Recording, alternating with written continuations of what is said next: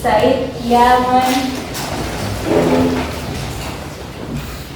Salaman.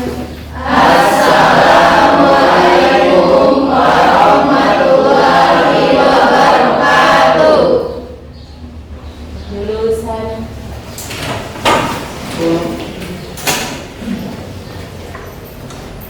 Assalamualaikum warahmatullahi wabarakatuh. Waalaikumsalam warahmatullahi wabarakatuh. Nah, sebelum kita memulai pembelajaran kita pada saat ini, adik-adik, ada baiknya kita baca doa belajar yang akan diketuai oleh ketua kelas. Kepada ketua kelas dipersilakan.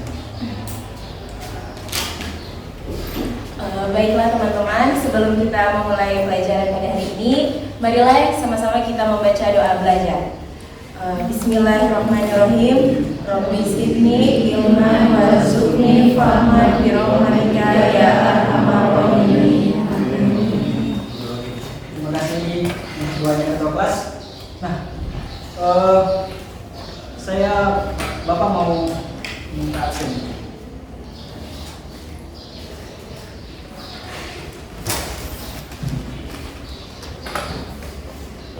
Siapa yang tidak hadir?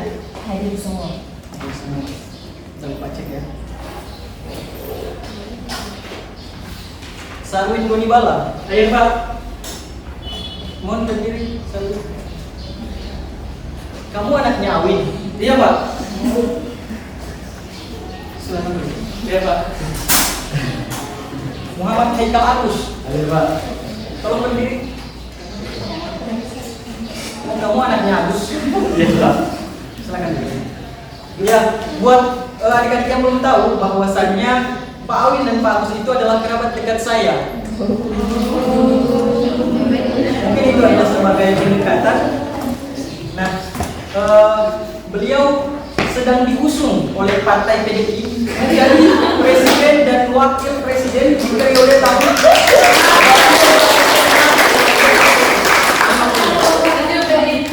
Nah, nanti insya Allah adik-adik bisa doakan semoga beliau terpilih menjadi presiden dan wakil presiden, agar supaya jalan Bapak untuk menjadi menteri pendidikan juga berjalan lurus.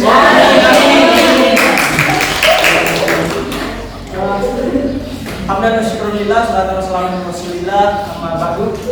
Nah, Bapak mau tanya, apa kabar teman-teman sekalian? Alhamdulillah, luar biasa, Allahu Akbar. Di ujung sana nggak paling ingat. Apa kabar adik-adik sekalian? Alhamdulillah, luar biasa, Allahu Akbar. Semangat belajar hari ini? Semangat. Tidak kompak. Semangat belajar hari ini? Semangat. Nah, pada hari ini Bapak akan mengajarkan tentang hidup menjadi lebih mudah dengan ilmu pengetahuan. Nah, perlu teman-teman ketahui bahwa sebelum kita masuk kepada ilmu pengetahuan mengenai makna apa itu ilmu pengetahuan, kita harus mengetahui dulu apa itu Ilmu. Apa itu ilmu? Ya, silakan saudara Sarwing. Dan untuk adik-adik di sini siapa yang aktif, Bapak akan checklist untuk menilai siklus keaktifan adik-adik di dalam kelas. Untuk adik Sarwing dipersilakan. Baik, terima kasih Pak Guru. Jadi ilmu itu yang saya tahu Pak Guru apa? Pengetahuan yang apa? Orang pernah belajar. Terima kasih Pak Guru. Terima kasih.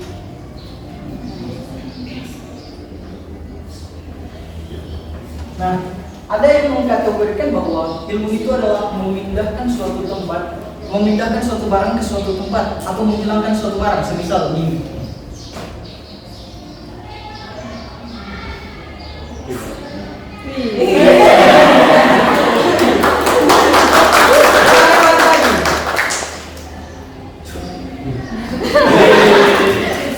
Itu bukan ilmu yang dimaksud, tetapi yang dimaksud dengan ilmu adalah sekumpulan, dan ilmu adalah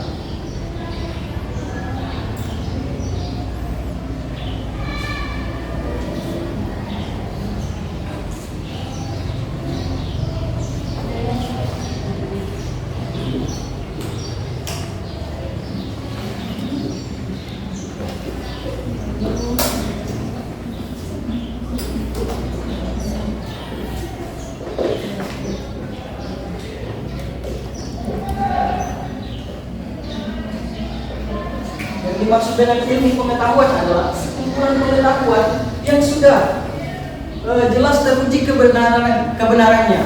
Sedangkan pengetahuan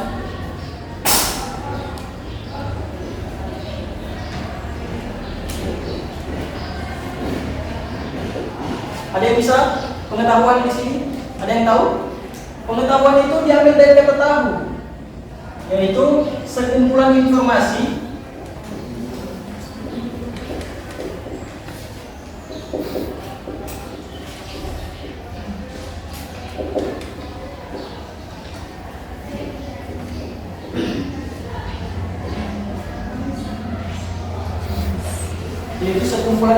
yang belum jelas. Kalau kata orang Manado bilang, wih, mana tahu?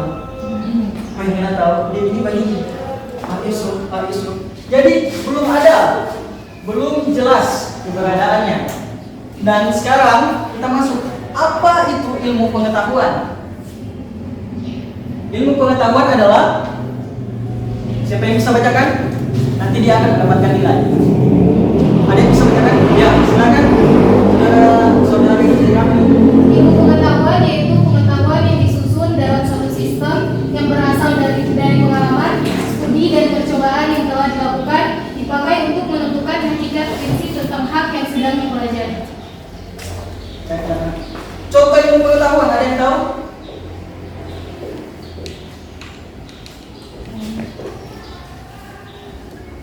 Contohnya itu seperti ilmu pengetahuan alam, IPA.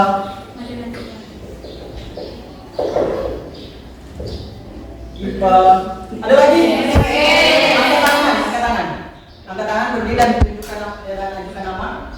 Perkenalkan. Perkenalkan, nama saya Agatong Tunu. Contoh ilmu pengetahuan itu ada lagi. Tulis. Silakan. Satu orang satu. Diharapkan teman-teman bisa aktif karena Bapak tidak segan-segan untuk memberikan nilai. IPS, Masya Allah. Tepuk tangan dulu. Ada lagi? Ada lagi? Nancy, silakan.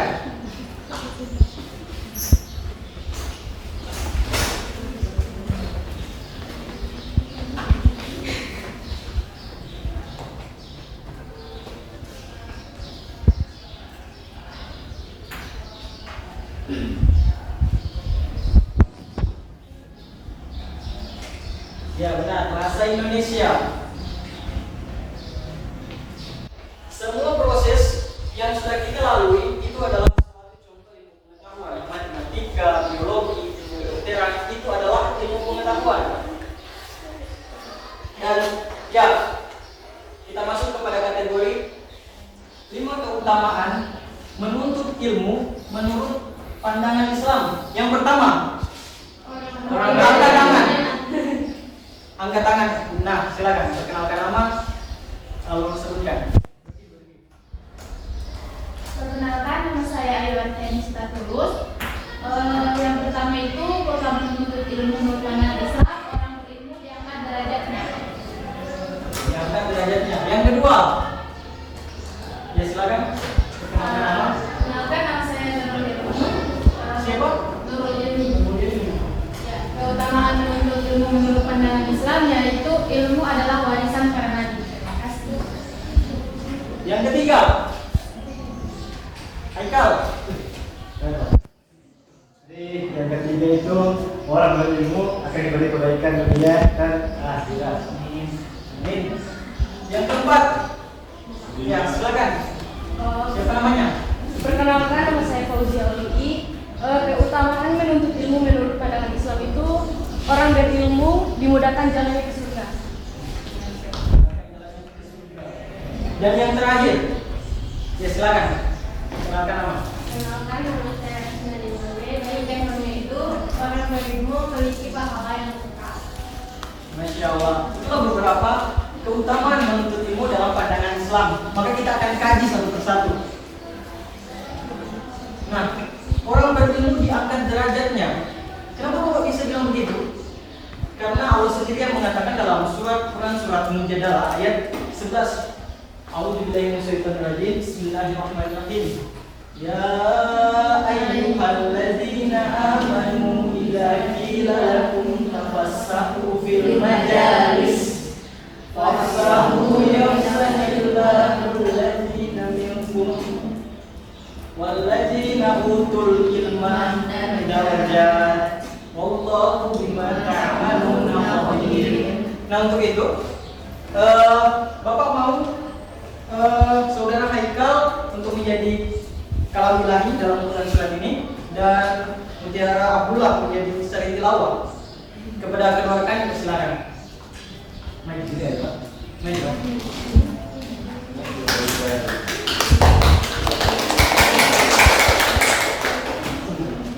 Silakan, silakan.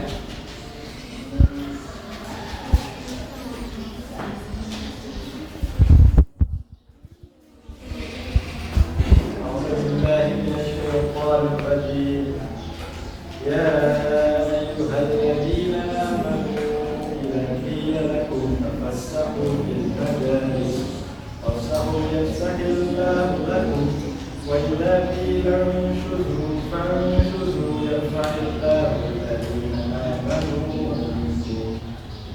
الله الذين آمنوا منكم والذين أوتوا العلم درجات والله بما تعملون خبير. Yang artinya, wahai orang-orang yang beriman, apabila dikatakan kepadamu, berilah kelapangan di dalam majelis-majelis, maka lapangkanlah. Niscaya Allah akan memberikan kelapangan untukmu. Dan apabila dikatakan berdirilah kamu, maka berdirilah. Niscaya Allah akan mengangkat derajat orang-orang yang beriman di antaramu dan orang-orang yang diberi ilmu beberapa derajat. Dan Allah Maha teliti apa yang kamu kerjakan. Masya Allah, berikan. Nah, majelis. Ada yang pernah ikut majelis di sini? Ada yang pernah ikut justice? Angkat tangan. Saya. Justice. Masya Allah. Ada yang pernah ikut dalam? Angkat tangan. Masya Allah. Apapun majelis-majelis yang adik-adik ikuti, yang adik-adik minati, insya Allah ketika itu berlandaskan kepada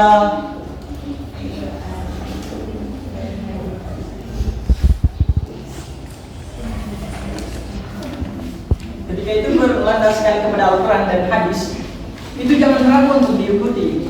Itu adalah ilmu yang melatih keimanan dan bahkan ilmu pengetahuan, meningkatkan ilmu pengetahuan. Yang kedua itu ilmu adalah warisan para nabi. Siapa yang bisa membacakan artinya? Ya silakan Arif. Berdiri. Ilmu adalah warisan para nabi. Maka dulu. Ya. Rasulullah Sallallahu Alaihi Wasallam bersabda, sesungguhnya para nabi tidak pernah mewariskan uang emas dan tidak pula uang perak. Akan tetapi mereka telah mewariskan ilmu syariat. Barang siapa yang mengambil warisan tersebut, maka sungguh ia telah dibawa telah mengambil bagian yang banyak. Hadis riwayat Ahmad. Nah, kenapa? Nah, bentar. Kenapa Nabi itu tidak mewariskan harta emas perak? Karena Nabi itu merasa segala sesuatu itu akan hilang dan akan sirna. Tetapi yang Nabi wariskan itu adalah ilmu. Sehingga walaupun kita memiliki kekayaan, itu tidak akan habis. Tetapi kalau itu tidak akan pernah habis. Dan yang ketiga adalah orang yang berilmu akan diberi kebaikan dunia dan akhirat.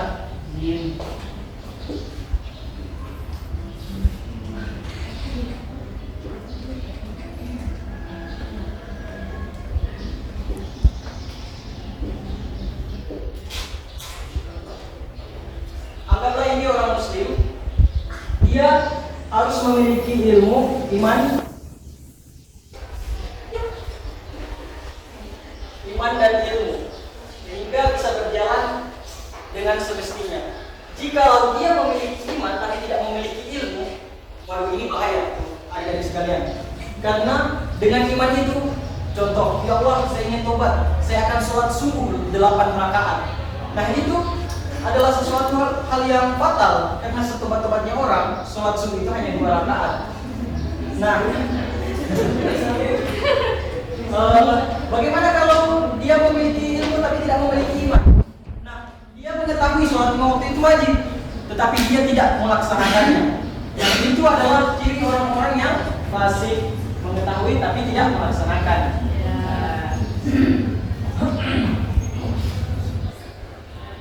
Dan yang keempat, orang berilmu dimudahkan jalannya menuju surga. Bayangkan teman-teman, ketika kita melangkahkan kaki kita untuk pergi ke majelis-majelis ilmu, pergi ke kampus, pergi ke sekolah, setiap langkah yang kita lakukan, jalannya itu diridhoi oleh Allah dan memudahkan kita untuk menuju ke surga Allah Subhanahu wa taala. Itu di hadis riwayat Bukhari dan Muslim. Dan yang terakhir, orang berilmu memiliki pahala yang kekal. Siapa? Tolong bacakan hadisnya. Siapa yang mau nilai? Oh, ini lagi. Silakan. Boleh, terima kasih.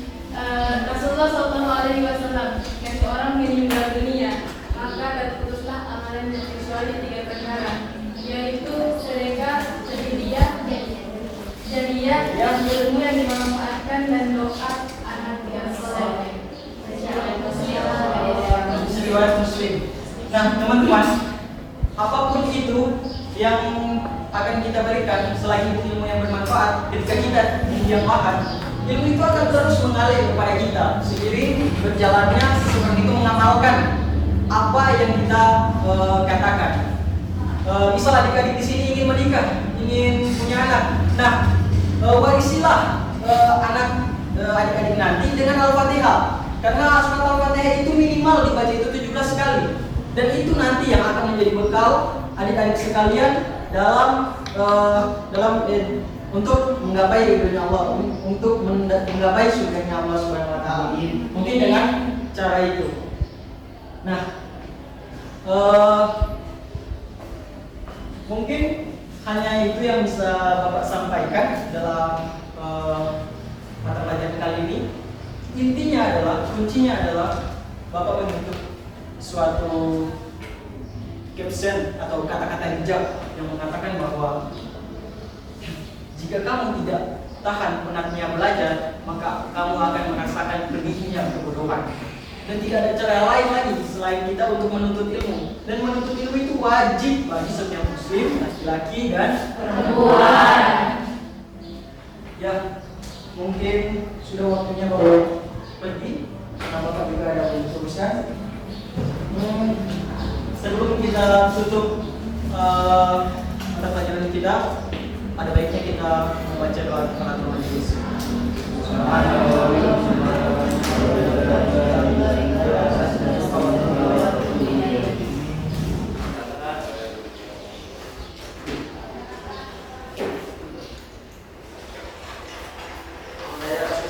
Insya Allah kita bertemu lagi di lain waktu di hari yang berbeda.